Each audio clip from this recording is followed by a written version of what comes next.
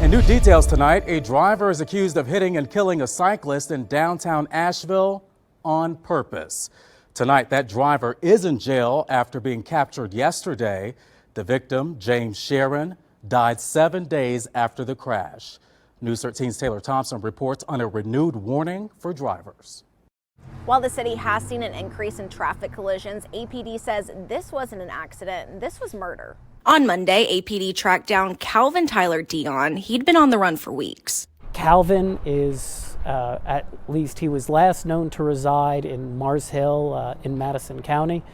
And we had a number of tips that he was in a handful of places, but our best information said he was still in Asheville. Dion had been hiding out since March 1st when police say he hit James Sharon with a car while he was riding his bike on Grove Street. Police say Dion did not stop and Sharon later died. Police released surveillance video of the moment in an effort to track down the driver. This was intentional. It was, we believe, the course of the investigation led us to believe that it was an intentional act. Do we know why he would want to do this? We have a good idea why. I don't think I could tell you, or I don't think it'd be prudent to release that information at this time. We do know that Dion is being held on multiple charges, including second-degree murder. In addition, for his behavior during the arrest, he was charged with resisting arrest. Police say Dion initially ran from them. He was able to make it near Riverside Drive, and the outer perimeter was able to box him in, and he was ultimately captured. Not only are bikers having to deal with, the accidental of people just on their phones not paying attention, but now there's intentional almost road rage over this. Well, yeah, I mean, it's not almost road rage. It is road rage. And, road rage is an issue that we deal with often in the city of Asheville. Now, this particular incident resulted in a murder, a death, and not all of our road rage get to that level, but there's always that potential. Captain Silberman adds that this was no accident. We have had an unusual number of traffic collisions so far this year, but this is not that. This was a murder. And now that Dion's in custody, APD says the next step in the judicial process is to hopefully find a guilty verdict and be able to bring some peace to James Sharon's loved ones. Well, first came the shocking news that Canton's Pactiv Evergreen plant was closing. Questions then followed regarding the impact on the company's Waynesville operation. It's led to a lot of confusion for workers. News 13's Rex Hodge sought some clarity today. Pactiv Evergreen's letter to workers here at the Waynesville facility says it's the plant's intention to substantially reduce operations here due to this facility's reliance on the Canton mill, which is closing permanently. The letter says the reduction will result in permanent job eliminations for employees at the Waynesville facility. But for now, the plant will remain running. As of this morning, the Waynesville mill will reduce operations, but they will still be operating. Haywood County Economic Development Director David Francis says he's speaking from the standpoint of his job, not on behalf of the mill or union. Companies making such changes by law must file with the state and send letters or WARN notices to employees. WARN stands for Worker Adjustment and Retraining Notification. The WARN notices indicate job eliminations begin June 9th.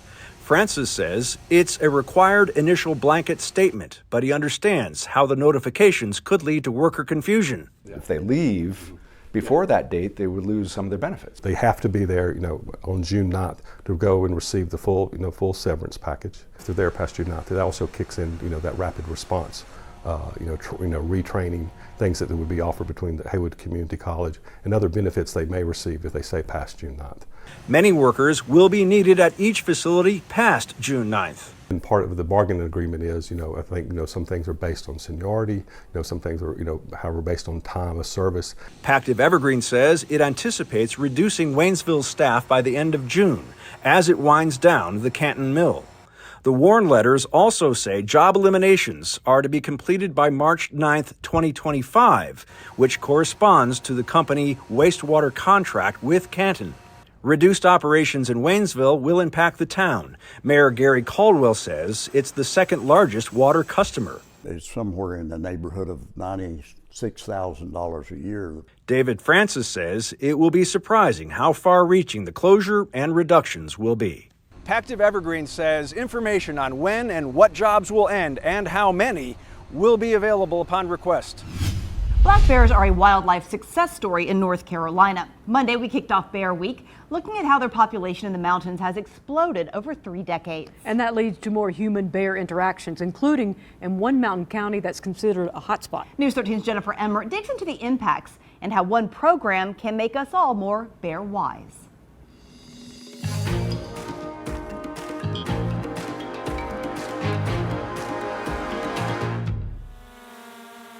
I think it's the charm of Western North Carolina. We love to hike, we love the outdoors, we love wildlife. Do you see a lot of wildlife in this area then? Yeah, recently, obviously, we saw a bear. We went away one evening for dinner. We left early, around 4:30. She texted me and said, UPS says your gift was delivered.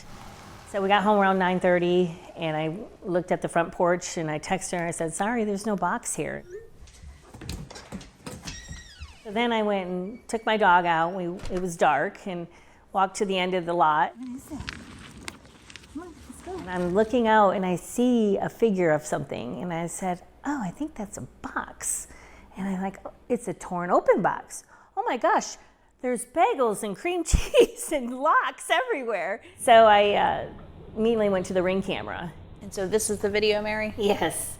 You'll see him come up on the porch and my dog barking. And there's his ears because the box was more this way.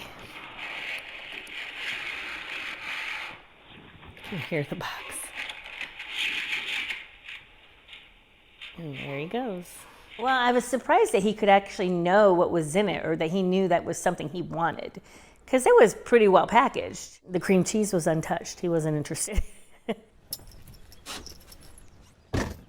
I've always wanted to work with human-wildlife interactions. My name is Ashley Hobbs.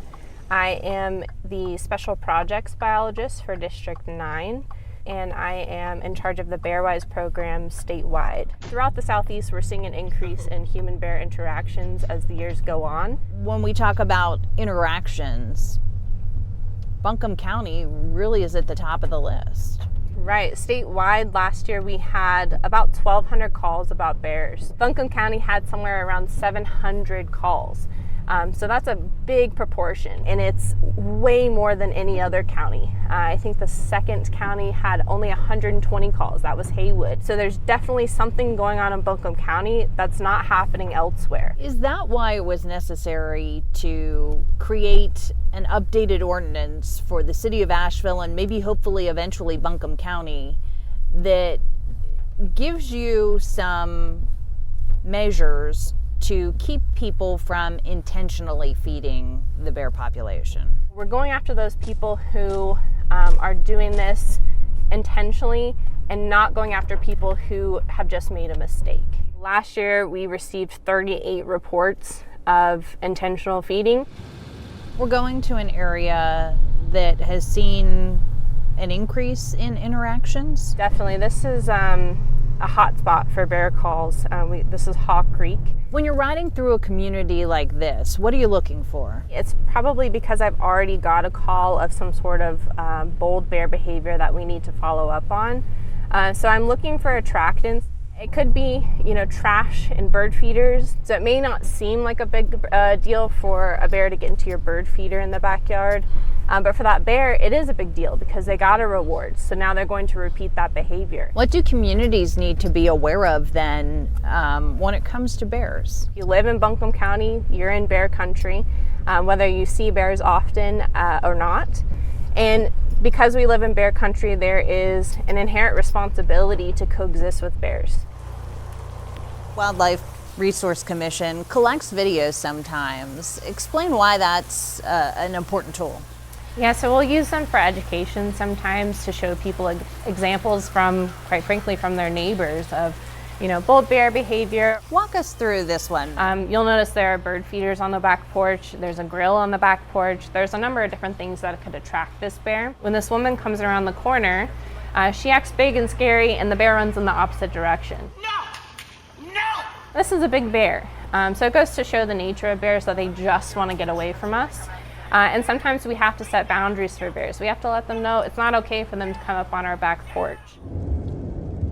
Some of these areas now have become bearwise communities. What does that mean? We have 5 bearwise communities in our state. So a bearwise community has formally made a commitment to coexisting with black bears. So they will make sure that they are securing attractants in their community, things like those bird feeders, trash, grills.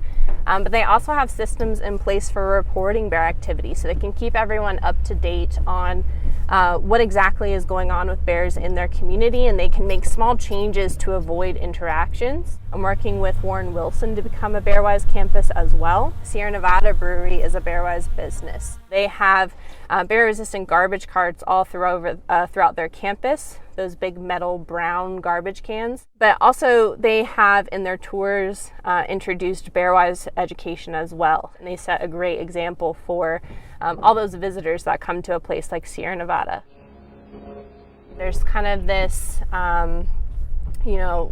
thought process that bears are hungry, they need us to supplement their food, their water, that they don't have enough out there in their natural environment. And while those people are probably well-intentioned, ultimately they're putting bears at risk. So I tell people, if you love bears, don't feed them.